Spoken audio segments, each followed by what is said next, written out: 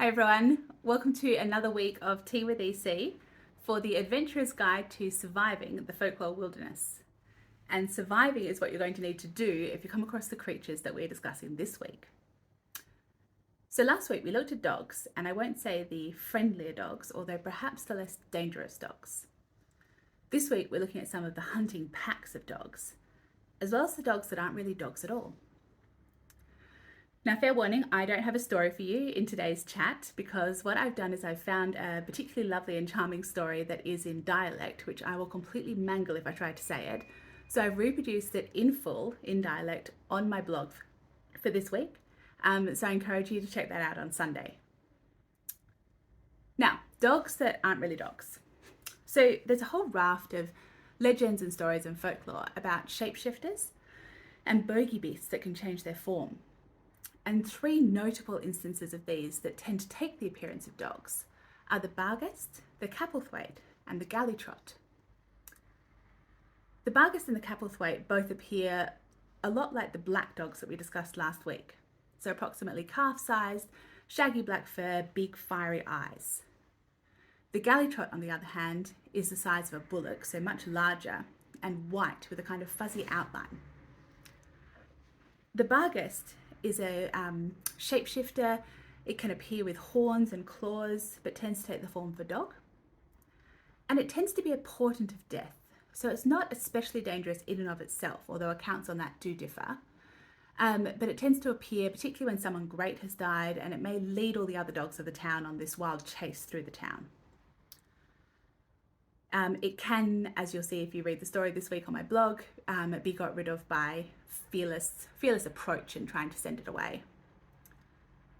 The Capelthwaite is a bogey beast that can take on any form, but tended to prefer the form of a large black dog. It was particularly found, one particular story about it was where it was found on a farm in Westmoreland in the UK, where it was particularly helpful to the local farm people and particularly unfriendly to any strangers that came to visit. It would help the farmers to round up their sheep and cattle, and it would play mischievous and spiteful pranks on strangers. And eventually, despite its helpfulness, it was such a problem that the family was forced to lay it or send it away with all the appropriate ceremonies at the local river.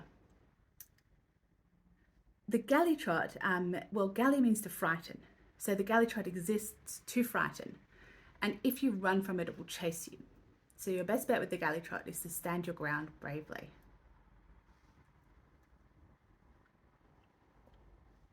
Now the wild packs, I'm going to make a bit of a distinction here that's a little bit of a false distinction between those that are more a portent of death and doom and those that will actually cause destruction, bring destruction with them. Because there's so much overlap in the area that we're talking about between the names that are used for these different dog packs, there's also overlap in the stories about their characteristics and what they do and how dangerous they are.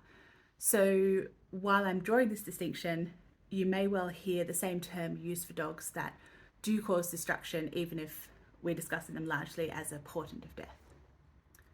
But this first category, this portent, largely the ones that fall into this are the Annwn, the Welsh hellhounds, the Gabriel hounds or Gabriel ratchets, ratchets being dogs that hunt by scent, and the wish hounds, which are also known as yell hounds or yeth hounds. I'm going to discuss these in terms of their audio, how you'll know them if you hear them. So I find the Annwn particularly sinister and scary. When they're far away, their cries are loud and wild lamentations of grief. But the closer they come to you, the quieter they get till they're right upon you. The Gabriel hounds are said to be monstrous in appearance with human heads on a dog's body, and they fly through the air, appearing above the houses of people who are going to die. They sound like the flapping of wings and the cries of migratory birds, especially geese. And the wish hounds, apparently they don't have any heads, so I'm guessing their cries don't sound like much. But they're terrifying, and they're found on Dartmoor. And also Cornwall, I believe. Now the other packs, the ones that are particularly destructive, include, amongst others, the Wild Hunt, the Devil's Dandy dogs, and Dando's dogs. Now, while the wild hunt can be seen as more of a fairy hunt, although a particularly terrifying and dark one, with the huntsmen dressed in black on their black horses with their black dogs, careering through the land and taking anyone their hunt comes across, the other two have a particularly religious note to them. So the devil's dandy dogs are led by the devil himself, while Dando's dogs are led by a disgraced former priest. In fact, Dando was known for his drinking and his hunting and his fighting, particularly on Sundays when he should have been in church.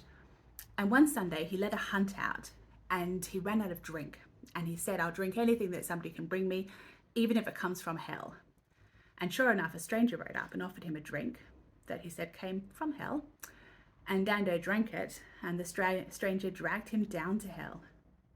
But he comes back out at night time to ride his wild and destructive hunt through the land. Now that's it from me and Scary Dogs. Check out the blog on Sunday for the story about the Barghest and an illustration I've done of the hunting dogs, the hunting dog packs. And I will see you next week for a whole new folklore creature. See you later.